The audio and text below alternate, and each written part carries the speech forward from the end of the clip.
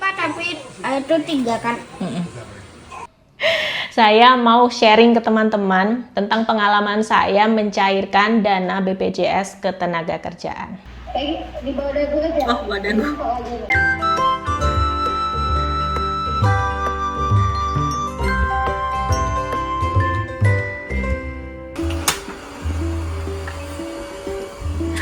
Makasih ya, Pak. Pizzanya untuk siapa? Untuk kita dong. Adek, yang apa? Barengan dong. Ada ngapa? Ada ngapa? Barengan. Ada ngapa? Kan?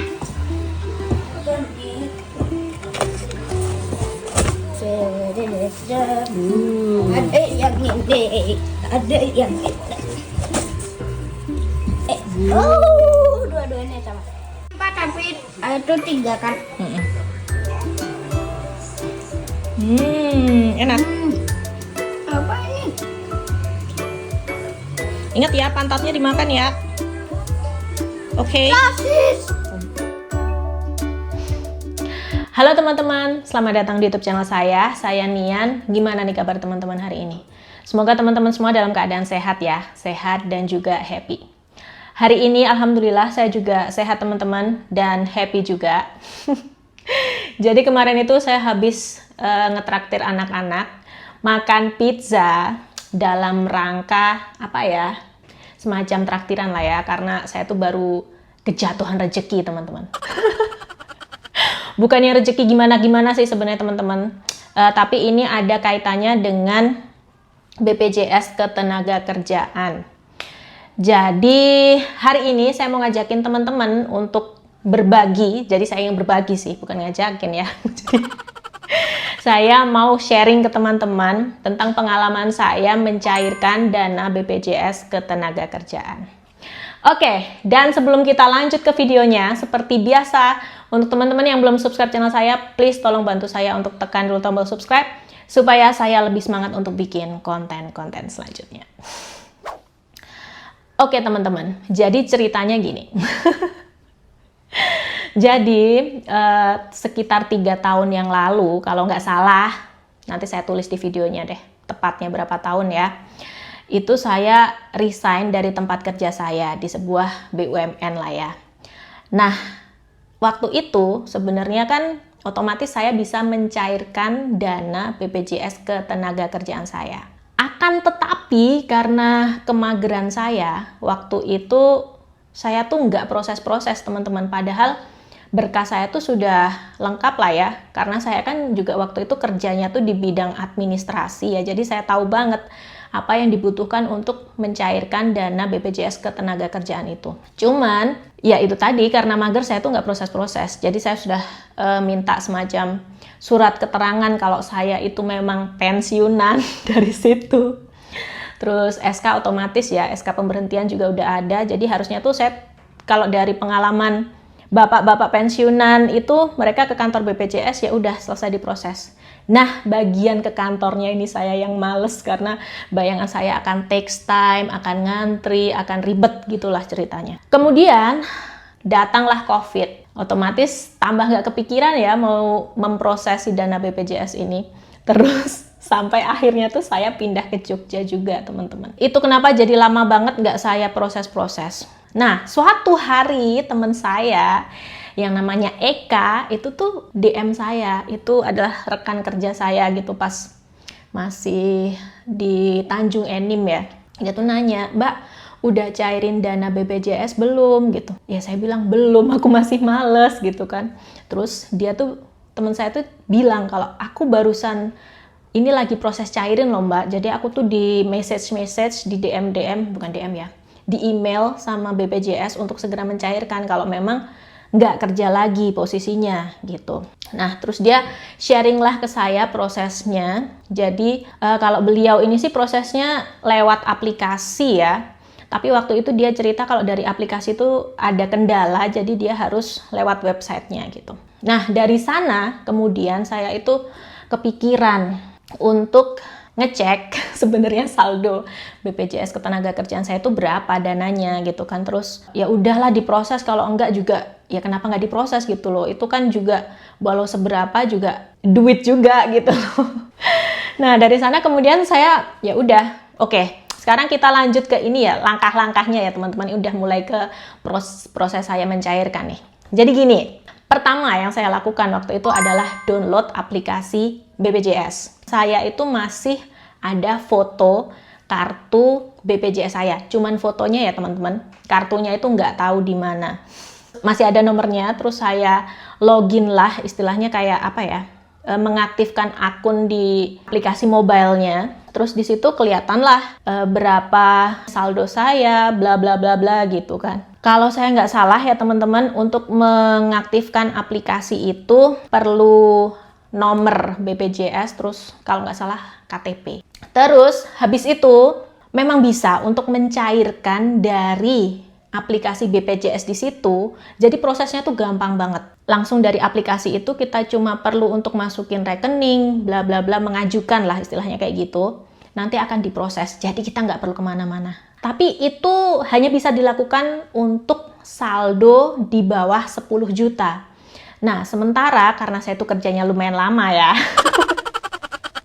saldo saya itu lebih dari 10 juta teman-teman, jadi nggak bisa lewat aplikasi. Nah, ini langkah kedua nih, karena nggak bisa lewat aplikasi, kemudian saya lewat websitenya dari BPJS Ketenagakerjaan yang khusus untuk mengajukan pencairan dana gitu kayaknya. Namanya itu Lapak Asik. Setelah di situ, saya semacam kayak login atau bikin akun gitu ya. Terus langkah ketiga itu saya memasukkan data-data saya. Jadi kan di situ ada pilihannya tuh, kita mau ngapain. Nah, saya mau mencairkan dana BPJS Ketenagakerjaan saya itu. Gitu. Di situ juga sudah tercantum kita perlu menyiapkan dokumen apa aja. Terus habis itu ya udah saya lengkapin itu permohonan ya, dan juga scan berkas-berkas yang dibutuhkan. Jadi yang dibutuhkan untuk pengalaman saya waktu itu yang saya upload apa aja.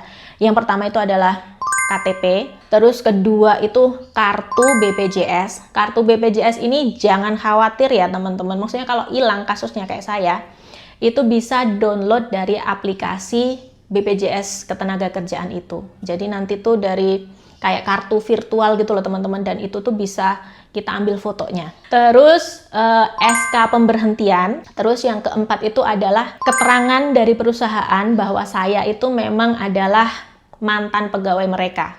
Saya pensiunan mereka lah, karena ini statusnya BUMN gitu ya, jadi pensiunan istilahnya. Setelah itu, oh iya teman-teman, mengajukan ini cuma bisa di hari kerja dan jam kerja ya. Jadi kalau teman-teman itu mau ngisi datanya pas hari tanggal merah, atau pas di luar jam kerja, malam, tengah malam gitu, itu nggak bisa. Jadi pas jam kerja. Setelah itu, yang harus dipastikan itu jangan salah nomor HP juga ya teman-teman, karena HP itu nanti akan dihubungin. Nah, kita masuk ke langkah keempat. Di langkah keempat, kemudian saya tuh mendapat WhatsApp konfirmasi kalau saya akan melakukan wawancara. Istilahnya seperti itu ya, wawancara berkaitan dengan pengajuan saya. Wawancaranya itu via video call. Waktu itu kemudian saya dikasih jadwal kan kapan akan dilakukan wawancara. Terus setelah itu, beberapa hari kemudian ternyata ada petugas dari BPJS itu yang menghubungi saya bahwa bisa nggak kalau wawancaranya dimajukan gitu. Jadi dia mau mengubah jadwal dari yang ditentukan dari informasi pertama gitu. Ini sebenarnya saya awalnya sempat tanda tanya ya teman-teman, karena ini nih yang WhatsApp saya itu pegawai kantor BPJS daerah Sumatera atau Kalimantan gitu teman-teman. Jadi kan bayangan saya sebenarnya yang menghubungi mungkin dari Lampung kah atau dari BPJS Pusat kah gitu ya. Tapi beliau ini mengenalkan diri bahwa beliau dari kantor BPJS wilayah pokoknya daerah Kalimantan. Kalau nggak Kalimantan, Sumatera, teman-teman, ya Allah, saya lupa. Nanti saya tulis ya di video. Nah, berhubung saya juga ada waktu, kemudian ya udah saya iyain aja. Dan beliau meminta saya untuk jangan lupa disiapkan berkas-berkasnya. Terus kita masuk ke langkah kelima. Kemudian di hari yang sudah dijadwalkan, Kan di reschedule tuh tadi di waktu yang sudah ditetapkan, kita WhatsApp-WhatsAppan aja sih, bukan yang WhatsApp-WhatsAppan ngobrol gitu, enggak. Cuman kayak pas jamnya saya cuman menginformasikan, Bu, saya sudah siap untuk wawancara gitu-gitu ya. Kemudian beliau itu video call saya, jadi di situ juga saya sudah siapkan berkasnya ya, of course yang saya upload di website tadi di Lapak Asik. Jadi di situ saya diwawancarai. Wawancaranya tuh nggak yang ribet, teman-teman, cuma ditanyain kelengkapan data-data kita, terus mengundurkan diri atau gimana berhentinya, kayak gitu. Kemudian, oh ya, pertama kali, maaf lompat-lompat. Itu foto ini dulu ya, teman-teman, diminta tunjukin KTP dan foto. Terus habis itu pada saat wawancara juga saya diminta untuk menunjukkan SK pemberhentian saya. Nanti saya kasih cuplikan wawancaranya habis ini.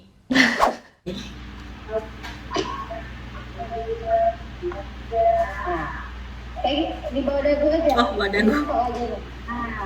Ya. Oke, selamat siang Mbak Dewi dari BPJS Tenaga Agam. Ibu yang terakhir bekerja di perusahaan apa? Di PLN, Bandar Lampung. Bulan berapa terakhir bekerja itu? Bulan terakhir itu Juli, jadi saya per 1 Agustus. Agustus tahun? 2019, Bu.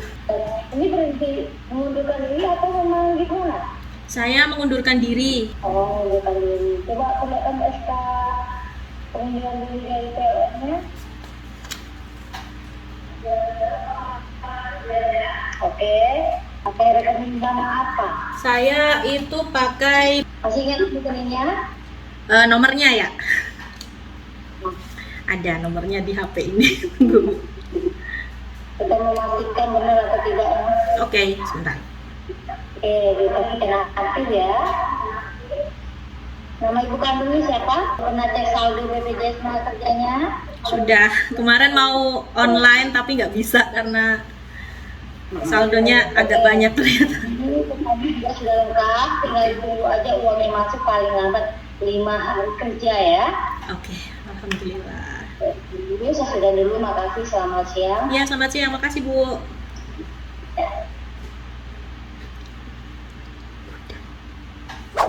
Nah, kira-kira kayak gitu tuh teman-teman wawancaranya ya. Setelah itu, saya dapat notifikasi bahwa ini diproses gitu ya. Proses pengajuan saya sedang diproses. Terus kayak besoknya, itu karena saya wawancaranya juga di hari kerja. Maksudnya di hari kerja tuh besoknya nggak libur gitu loh teman-teman. Jadi free lah ya. Itu kayak 2 hari kemudian, atau malah besoknya ya ampun lupa. Kayaknya kalau nggak salah 2 hari kemudian sih. 2 hari kemudian itu sudah diproses, sudah masuk ke rekening yang saya masukkan pada saat pengajuan di Lapak Asik. Udah masuk dan saya juga dapat notifikasi dari email. Dari kalau nggak salah waktu itu mungkin dari BPJS ini memakai Bank Mandiri ya, jadi dari notifikasinya Mandirinya tuh masuk ke saya, memberitahukan bahwa proses pembayaran klaim BPJS saya itu sudah selesai dilakukan. Dan semudah itu dong. Udah selesai gitu doang teman-teman. Jadi saya tuh nggak perlu yang namanya datang ke kantor BPJS atau beribet-ribet yang lain ke bank atau kemana, itu nggak perlu. Ternyata sesimpel itu mencairkan dana BPJS Ketenagakerjaan. Dan di situ saya happy banget sih teman-teman, sangat-sangat happy, dan saya tuh sangat bersyukur ya.